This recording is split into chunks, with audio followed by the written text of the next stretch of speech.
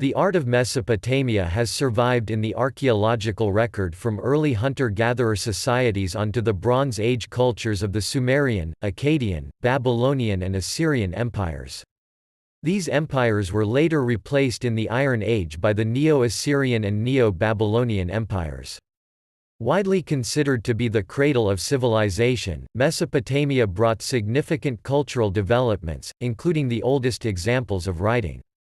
The art of Mesopotamia rivaled that of ancient Egypt as the most grand, sophisticated and elaborate in western Eurasia from the 4th millennium BC until the Persian Achaemenid Empire conquered the region in the 6th century BC.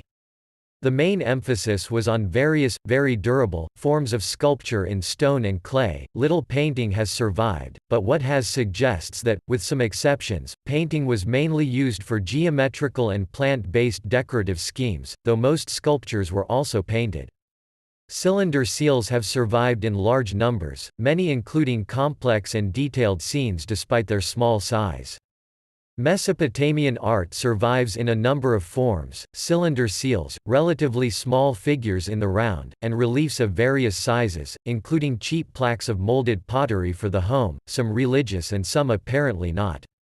Favorite subjects include deities, alone or with worshippers, and animals in several types of scenes, repeated in rows, single, fighting each other or a human, confronted animals by themselves or flanking a human or god in the Master of Animals motif, or a Tree of Life.Stone stelae, votive offerings, or ones probably commemorating victories and showing feasts, are also found from temples, which unlike more official ones lack inscriptions that would explain them. The fragmentary stele of the Vultures is an early example of the inscribed type, and the Assyrian black obelisk of Shalmaneser III a large and well-preserved late one.